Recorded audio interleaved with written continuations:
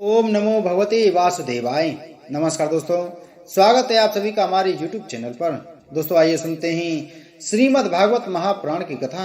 आप सभी भक्तजन इस कथा को श्रद्धा पूर्वक मन लगाकर सुने।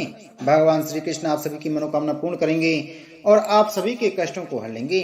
दोस्तों पिछली कथा में हमने वर्णन किया था ब्रह्मा जी द्वारा भगवान की स्तुति।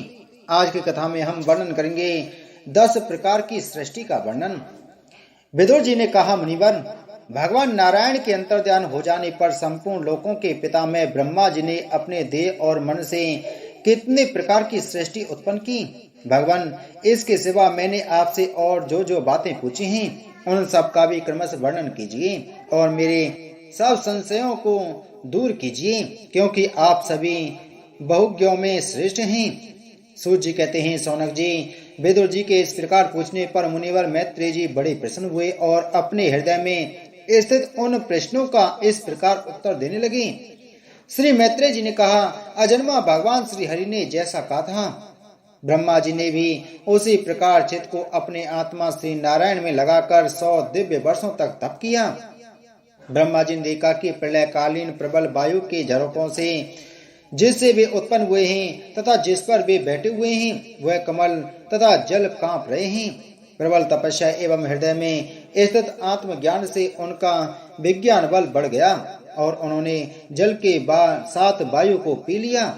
फिर जिस पर स्वयं बैठे हुए थे उस आकाश व्यापी कमल को देखकर उन्होंने विचार किया कि पूर्व कल्प में लीन हुए लोगों को मैं इसी से रचूंगा।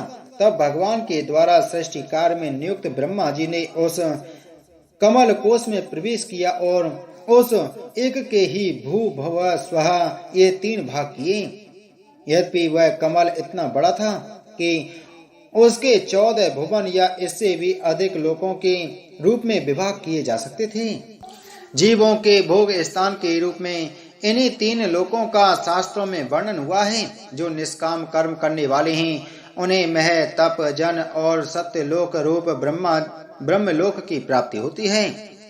विदुर जी ने कहा, ब्रह्मन, आपने अद्भुत कर्मा विश्व रूप श्री हरि की जिस काल नामक शक्ति की बात कही थी, प्रभु उसका कृपा विस्तार पूर्वक वर्णन कीजिए। श्री मैत्रेय जी ने कहा, विषयों का रूपांतर बदलना ही काल का आकार है। स्वयं तो वह निर्विशेष अनादि और अनंत है। उसी को निमित्त बनाकर भगवान खेल खेल में अपने आप को ही सृष्टि के रूप में प्रकट कर देते हैं। पहले यह सारा विश्व भगवान की माया से लीन होकर ब्रह्म रूप से स्थित था। उसी को अव्यक्त मूर्ति काल के द्वारा भगवान ने पुनः पृथक रूप से प्रकट किया है। यह जगत जैसा अब है वैसा ही पहले था और भविष्य में भी वैसा ही रहेगा। इसकी सृष्टि 9 प्रकार की होती है तथा प्राकृत वैकृत वेद से एक 10वीं सृष्टि और भी है और इसका प्रलय काल द्रव्य तथा गुणों के द्वारा 3 प्रकार से होता है। अब पहले मैं 10 प्रकार की सृष्टि का वर्णन करता हूँ। पहली सृष्टि महतत्व की है। भगवान की प्रेरणा से सप्त आदि गुणों में विषमता होना ही इसका स्वरूप है। दूसरी सृष्टि अहंकार की है, जिससे पृथ्वी आदि पंचभूत एवं ज्ञानेन्द्रिय और कर्मेंद्रियों की उत्पत्ति होती है। तीसरी सृष्टि भूत सर्ग है, जिसमें 5 महाभूतों को उत्पन्न करने वाला तन्मात्र वर्ग रहता है। चौथी सृष्टि इंद्रियों की है, यह ज्ञान और क्रिया शक्ति से संपन्न होती है। 5वीं सृष्टि सात्विक अहंकार से उत्पन्न हुए इंद्रिय अधिष्ठाता देवताओं की है। मन भी इसी सृष्टि के अंतर्गत है। 6ठी सृष्टि अविद्या की है। इसमें तामिश्र, अंधतामिश्र, तम मोह और महामोह ये 5 गांठें हैं। यह जीवों की बुद्धि का आवरण और विपेक्ष करने वाली है। ये 6 प्राकृतिक सृष्टियां हैं। अब वैकृत सृष्टियों का भी वर्णन सुनो, जो भगवान अपना चिंतन करने वालों के समस्त दुखों को हर लेते हैं। यह सारी लीला उन्हीं श्री हरि की है। वे ही ब्रह्मा के रूप में रजोगुण को स्वीकार करके जगत की रचना करते हैं। 6 प्रकार की प्राकृतिक सृष्टियों के बाद 7वीं प्रधान वैकृत सृष्टि इन 6 प्रकार के स्थावर वृक्षों की होती है। वनस्पति, औषधि, लता, त्वक्सार, विरुद और द्रुम, इनका संचार नीचे जड़ से ऊपर की ओर होता है। इनमें प्राय ज्ञान शक्ति प्रकट नहीं रहती। ये भीतर ही भीतर केवल स्पर्श का अनुभव करते हैं तथा इनमें से प्रत्येक में कोई विशेष गुण रहता है। 8वीं सृष्टि तिर्यक योनियों पशु पक्षियों की है, वह 28 प्रकार की मानी जाती है। इन्हें काल का ज्ञान नहीं होता। तमोगुण की अधिकता के कारण ये केवल खाना पीना, मैथुन करना, सोना आदि ही जानते हैं। इन्हें सूंघने मात्र से वस्तुओं का ज्ञान हो जाता है। इनके हृदय में विचार शक्ति या दूरदर्शिता नहीं होती। साधु श्रेष्ठ इन तिर्यकों में गौ, बकरा, भैंसा, कृष्ण मृग, सुअर, नीलगाय, रूरू नाम का मृग, भेड़ और ऊंट, ये द्विसब 2 खुरों वाले पशु कहलाते हैं। गधा, घोड़ा, खच्चर, गौर मृग, सरब और चमरी, ये एक सब 1 खुर वाले हैं। अब 5 नख वाले पशु पक्षियों के नाम सुनो। कुत्ता, गीदड़, भेड़िया, बाघ, बिलाव, खरगोश, शाही, सिंह, बंदर, हाथी, कछुआ, गो और मगर आदि पशु हैं। कंक, बगुला, गिद्ध, बटेर, बाज, भास, उल्लूक, मोर, हंस, सारस, चकवा, कौवा और उल्लू आदि उड़ने वाले जीव पक्षी कहलाते हैं। विदुर जी, 9वीं सृष्टि मनुष्यों की है। ये एक ही प्रकार की है। इसके आकार का प्रवाह ऊपर मुंह से नीचे की ओर होता है। मनुष्य रजोगुण प्रधान, कर्म परायण और दुख रूप विषयों में ही सुख मानने वाले होते हैं। स्थावर, पशु, पक्षी और मनुष्य, ये तीनों प्रकार की सृष्टियां तथा आगे कहा जाने वाला देव सर्ग वैकृत सृष्टि है तथा जो महतत्व आदि रूप वैकारिक देव सर्ग है, उसकी गणना पहले प्राकृत सृष्टि में की जा चुकी है। इसके अतिरिक्त सनत कुमार आदि ऋषियों का जो कौमार्ग सर्ग है, वह प्राकृत वैकृत दोनों प्रकार का है। देवता, पितर, असुर, गंधर्व, अप्सरा, यक्ष, राक्षस, सिद्ध, चारण, विद्याधर, भूत, प्रेत, पिशाच और किन्नर, किंपुरुष, अश्वमुख आदि वेद से देव सृष्टि 8 प्रकार की है। विदुर जी, इस प्रकार जगत कर्ता श्री ब्रह्मा जी की रची हुई यह 10 प्रकार की सृष्टि मैंने तुमसे कही। अब आगे मैं वंश और मनवंतर आदि का वर्णन करूंगा।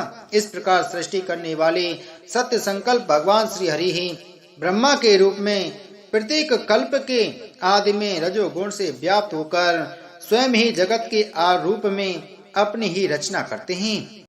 श्री सूर्य कहते हैं, सोनक जी, पिता के वन चले जाने पर एक दिन धुंधकारी ने अपनी माता को बहुत पीटा और कहा, बता धन कहाँ रखा है, नहीं तो अभी तेरी लुआठी जलती लकड़ी से खबर लूंगा। उसकी इस धमकी से डरकर और पुत्र के उपद्रवों से दुखी होकर वह रात्रि के समय कुएं में जा गिरी और इसी से उसकी मृत्यु हो गई। योगनिष्ठ गोकर्ण जी तीर्थ यात्रा के लिए निकल गए।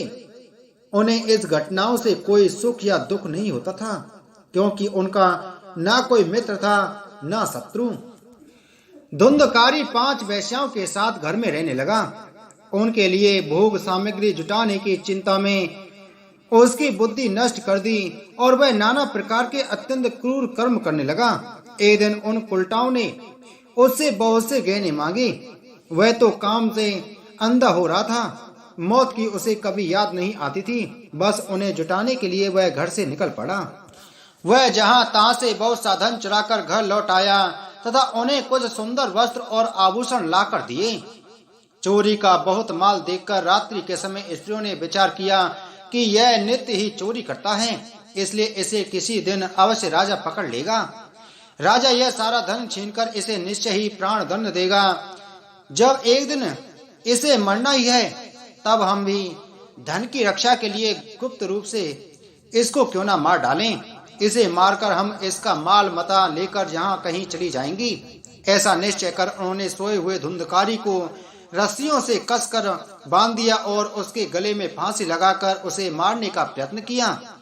इससे जब वह जल्दी ना मरा तो उन्हें बड़ी चिंता हुई।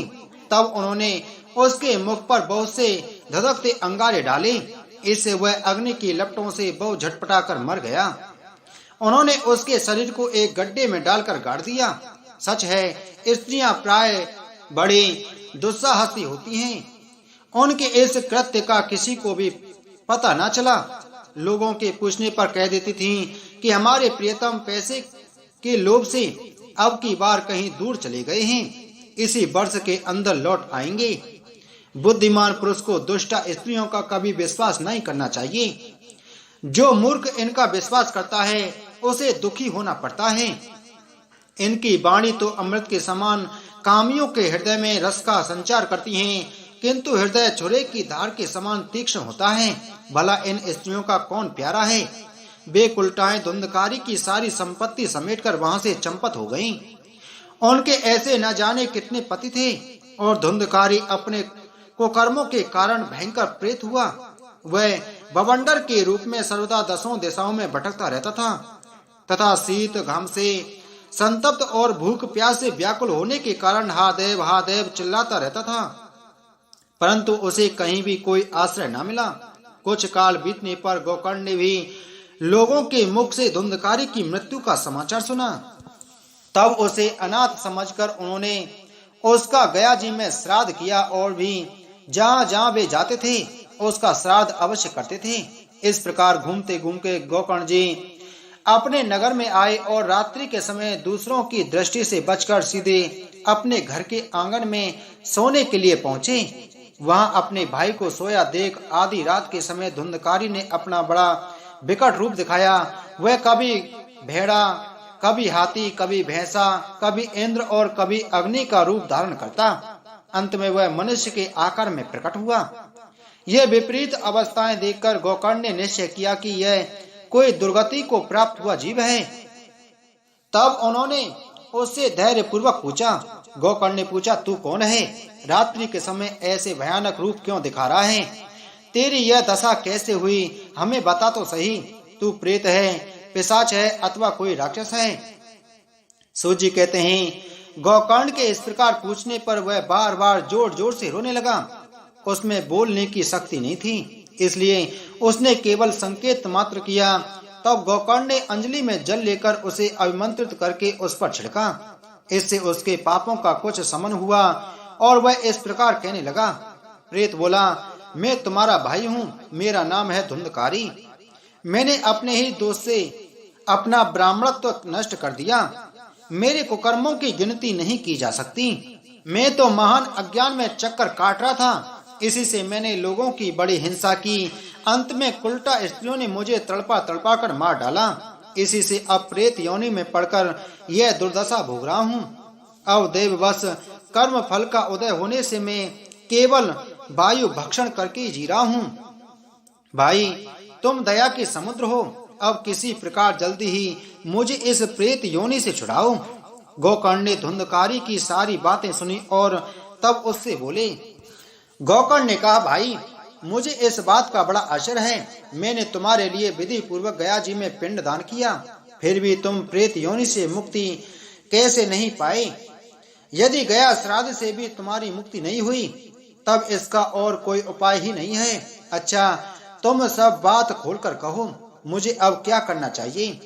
प्रेत ने कहा, मेरी मुक्ति सैकड़ों गया श्राद्ध करने से भी नहीं हो सकती। अब तो तुम इसका कोई और उपाय सोचो। प्रेत की यह बात सुनकर गोकर्ण को बड़ा आश्चर्य हुआ। वे कहने लगे, यदि सैकड़ों गया श्राद्धों से भी तुम्हारी मुक्ति नहीं हो सकती, तब तो तुम्हारी मुक्ति असंभव ही है। अच्छा, अभी तो तुम निर्भय होकर अपने स्थान पर रहो, मैं विचार करके तुम्हारी मुक्ति के लिए कोई दूसरा उपाय करूंगा। गोकर्ण की आज्ञा पाकर धुंधकारी वहां से अपने स्थान पर चला गया। इधर गोकर्ण ने रात भर विचार किया, तब भी उन्हें कोई उपाय नहीं सूझा। प्रातःकाल उनको आया देख लोग प्रेम से उनसे मिलने आए। तब गोकर्ण ने रात में जो कुछ जिस प्रकार हुआ था वह सब उन्हें सुना दिया। उनमें जो लोग विद्वान, योगनिष्ठ, ज्ञानी और वेदज्ञ थे, उन्होंने भी अनेकों शास्त्रों को उलट पलट कर देखा, तो भी उसकी मुक्ति का कोई उपाय न मिला। तब सबने यही निश्चय किया कि इस विषय में सूर्य नारायण जो आज्ञा करें वही करना चाहिए। अतः गोकर्ण ने अपने तपोबल से सूर्य की गति को रोक दिया। उन्होंने स्तुति की, भगवान, आप सारे संसार के साक्षी हैं, मैं आपको नमस्कार करता हूँ। आप मुझे कृपा करके धुंधकारी की मुक्ति का साधन बतलाइए। गोकर्ण की यह प्रार्थना सुनकर सूर्यदेव ने दूर से ही स्पष्ट शब्दों में कहा, श्रीमद् भागवत से मुक्ति हो सकती है, इसलिए तुम उसका सप्ताह पारायण करो। सूर्य का यह धर्म में वचन वहां सभी ने सुना। तब सबने यही कहा कि प्रयत्न पूर्वक यही करो, है भी यह साधन बहुत सरल। अतः गोकर्ण जी भी तदनुसार निश्चय करके कथा सुनाने के लिए तैयार हो गए। देश और गांव से अनेकों लोग कथा सुनने के लिए आए। बहुत से लंगड़े, लूले, अंधे, बूढ़े और मंद बुद्धि पुरुष भी अपने पापों की निवृत्ति के उद्देश्य से वहां आ पहुंचे। इस प्रकार वहां इतनी भीड़ हो गई कि उसे देखकर देवताओं को भी आश्चर्य होता था। जब गोकर्ण जी व्यास गद्दी पर बैठकर कथा कहने लगे, तब वह प्रेत भी वहां आ पहुंचा और इधर उधर बैठने के लिए स्थान ढूंढने लगा। इतने में ही उसकी दृष्टि एक सीधे रखे हुए 7 गांठों वाले बांस पर पड़ी। उसी के नीचे से छिद्र में घुसकर वह कथा सुनने के लिए बैठ गया। वायु रूप होने के कारण वह बाहर कहीं बैठ नहीं सकता था, इसलिए बांस में घुस गया। गोकर्ण जी ने एक वैष्णव ब्राह्मण को मुख्य श्रोता बनाया और प्रथम स्कंद से ही स्पष्ट स्वरों में कथा सुनानी आरंभ कर दी। सायंकाल में जब कथा को विश्राम दिया गया, तब एक बड़ी विचित्र बात हुई। वहां सभासदों के देखते देखते उस बांस की एक गांठ तड़ तड़ शब्द करती फट गई। इसी प्रकार दूसरे दिन सायंकाल में दूसरी गांठ फटी और तीसरे दिन उसी समय तीसरी। इस प्रकार 7 दिनों में 7 गांठों को फोड़कर धुंधकारी 12 स्कंदों के सुनने से पवित्र होकर प्रेत योनि से मुक्त हो गया और दिव्य रूप धारण करके सबके सामने प्रकट हुआ। उसका मेघ के समान श्याम शरीर पीतांबर और तुलसी की मालाओं से सुशोभित था तथा सिर पर मनोहर मुकुट और कानों में कमनीय कुंडल झिलमिला रहे थे। उसने तुरंत अपने भाई गोकर्ण को प्रणाम करके कहा, भाई, तुमने कृपा करके मुझे प्रेत योनि की यातनाओं से मुक्त कर दिया। यह प्रेत पीड़ा का नाश करने वाली श्रीमद् भागवत की कथा धन्य है तथा श्री कृष्णचंद्र के धाम की प्राप्ति कराने वाला इसका सप्ताह प्रायण भी धन्य है। जब सप्ताह श्रवण का योग लगता है, तब सब पाप थर्रा उठते हैं कि अब यह भागवत की कथा जल्दी ही हमारा अंत कर देगी। जिस प्रकार आग गीली, सूखी, छोटी बड़ी सब तरह की लकड़ियों को जला डालती है, उसी प्रकार यह सप्ताह श्रवण मन, वचन और कर्म द्वारा किए हुए नए पुराने छोटे बड़े सभी प्रकार के पापों को भस्म कर देता है। विद्वानों ने देवताओं की सभा में कहा है कि जो लोग इस भारतवर्ष में श्रीमद् भागवत की कथा नहीं सुनते, उनका जन्म वृथा ही है। भला मोह पूर्वक लालन पालन करके यदि इस अनित्य शरीर को हष्ट पुष्ट और बलवान भी बना लिया जाए, तो भी श्रीमद् भागवत की कथा सुने बिना इससे क्या लाभ हुआ। अस्थियां ही इस शरीर के आधार स्तंभ हैं। नस नाड़ी रूप रस्सियों से यह बंधा हुआ है। ऊपर से इस पर मांस और रक्त थोपकर इसे चर्म से मढ़ दिया गया है। इसके प्रत्येक अंग में दुर्गंध आती है, क्योंकि है तो यह मल मूत्र का भांड ही। वृद्धावस्था और शोक के कारण यह परिणाम में दुखमय ही है। रोगों का तो घर ही ठहरा। यह निरंतर किसी न किसी कामना से पीड़ित रहता है, कभी इसकी तृप्ति नहीं होती। इसे धारण किए रहना भी एक भारी है। इसके रोम रोम में दोष भरे हुए हैं और नष्ट होने में इसे एक क्षण भी नहीं लगता। अंत में यदि इसे गाड़ दिया जाता है तो इसके कीड़े बन जाते हैं। कोई पशु खा जाता है तो यह विष्टा हो जाता है और अग्नि में जला दिया जाता है तो भस्म की ढेरी हो जाता है। ये 3 ही इसकी गतियां बताई गई हैं। ऐसे अस्थिर शरीर से मनुष्य अविनाशी फल देने वाला काम क्यों नहीं बना लेता। जो अन्य प्रातः काल पकाया जाता है वह सायंकाल तक बिगड़ जाता है। फिर उसी के रस से पुष्ट हुए शरीर की नित्यता कैसी। इस लोक में सप्ताह श्रवण करने से भगवान की शीघ्र ही प्राप्ति हो सकती है। अतः सब प्रकार के दोषों की निवृत्ति के लिए एकमात्र यही साधन है। जो लोग भागवत की कथा से वंचित हैं, वे तो जल में बुदबुदे और जीवों में मच्छरों के समान केवल मरने के लिए ही पैदा होते हैं। भला जिसके प्रभाव से जड़ और सूखे हुए बांस की गांठें फट सकती हैं, उस भागवत कथा का श्रवण करने से चित्त की गांठों का खुल जाना कौन बड़ी बात है। सप्ताह श्रवण करने से मनुष्य के हृदय की गांठ खुल जाती है। उसके समस्त संशय छिन्न भिन्न हो जाते हैं और सारे कर्म क्षीण हो जाते हैं। यह भागवत कथा रूप तीर्थ संसार के कीचड़ को धोने में बड़ा ही पटु है। विद्वानों का कथन है कि जब यह हृदय में स्थिर हो जाता है तब मनुष्य की मुक्ति निश्चित ही समझनी चाहिए। जिस समय धुंधकारी ये सब बातें कह रहा था, जिसके लिए बैकुंठवासी पार्षदों के सहित एक विमान उतरा, उसने सब ओर मंडलाकार प्रकाश फैल रहा था। सब लोगों के सामने ही धुंधकारी उस विमान पर चढ़ गया। तब उस विमान पर आए हुए पार्षदों को देखकर उनसे गोकर्ण ने यह बात कही। गोकर्ण ने पूछा, भगवान के प्रिय पार्षदों, यहाँ हमारे अनेकों शुद्ध हृदय श्रोतागण हैं। उन सब के लिए आप लोग एक साथ बहुत से विमान क्यों नहीं लाए? हम देखते हैं कि यहाँ सभी ने समान रूप से कथा सुनी है, फिर फल में इस प्रकार का भेद क्यों हुआ, यह बताइए। भगवान के सेवकों ने कहा, हे मानद, इस फल भेद का कारण इनके श्रवण का भेद यह है। यह ठीक है कि श्रवण तो सबने समान रूप से ही किया है, परंतु इसके जैसा मनन नहीं किया। इसी से एक साथ भजन करने पर भी उसके फल में भेद रहा। इस प्रेत ने 7 दिन तक निराहार रहकर श्रवण किया था तथा सुने हुए विषय का स्थिर चित्त से यह खूब मनन निधिध्यासन भी करता रहता था। जो ज्ञान दृढ़ नहीं होता वह व्यर्थ हो जाता है। इसी प्रकार ध्यान न देने से, श्रवण का संदेश से, मंत्र का और चित्त के इधर उधर भटकते रहने से जप का भी कोई फल नहीं होता। वैष्णवहीन देश, अपात्र को कराया हुआ श्राद्ध का भोजन, अश्रोत्रिय को दिया हुआ दान एवं आचारहीन कुल, इन सब का नाश हो जाता है। गुरु वचनों में विश्वास, दीनता का भाव, मन के दोषों पर विजय और कथा में चित्त की एकाग्रता इत्यादि नियमों का यदि पालन किया जाए तो श्रवण का यथार्थ फल मिलता है। यदि ये श्रोता फिर से श्रीमद् भागवत की कथा सुने तो निश्चय ही सबको बैकुंठ की प्राप्ति होगी। और गोकर्ण जी, आपको तो भगवान स्वयं आकर गोलोक धाम में ले जाएंगे। यूं कहकर वे सब पार्षद हरि कीर्तन करते हुए बैकुंठ धाम को चले गए।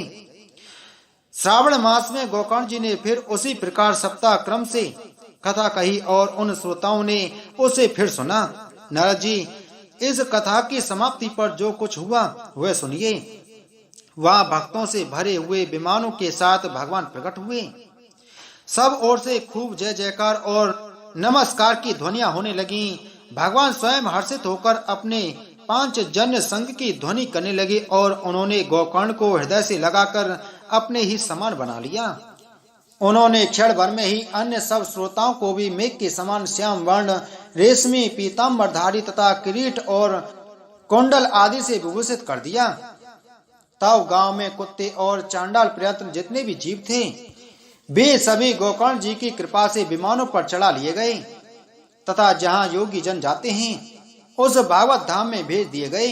इस प्रकार भक्त वत्सल भगवान श्री कृष्ण कथा श्रवण से प्रसन्न होकर गोकर्ण जी को साथ ले अपने ग्वाल बालों के प्रिय गोलोक धाम में चले गए। पूर्व काल में जैसे अयोध्यावासी भगवान श्री राम के साथ साकेत धाम सितारे थे, उसी प्रकार भगवान श्री कृष्ण उन सबको योगी दुर्लभ गोलोक धाम को ले गए, जिस लोक में सूर्य, चंद्रमा और सिद्धों की भी कभी गति नहीं हो सकती। उसमें वे श्रीमद् भागवत श्रवण करने से चले गए। नारद जी, सप्ताह यज्ञ के द्वारा कथा श्रवण करने से जैसा उज्जवल फल संचित होता है उसके विषय में हम आपसे क्या कहें। अजी, जिन्होंने अपने कर्णपटु से गोकर्ण जी की कथा के एक अक्षर का भी पान किया था वे फिर माता के गर्भ में नहीं आए। जिस गति को लोग वायु, जल या पत्ते खाकर शरीर सुखाने से, बहुत काल तक घोर तपस्या करने से और योगाभ्यास से भी नहीं पा सकते, उसे वे सप्ताह श्रवण से सहजी में प्राप्त कर लेते हैं। इस परम पवित्र इतिहास का पाठ चित्रकूट पर विराजमान मुनीश्वर सांडिल्य जी ब्रह्मानंद में मग्न होकर करते रहते हैं। यह कथा बड़ी ही पवित्र है। एक बार के श्रवण से ही समस्त पाप राशि को भस्म कर देती है।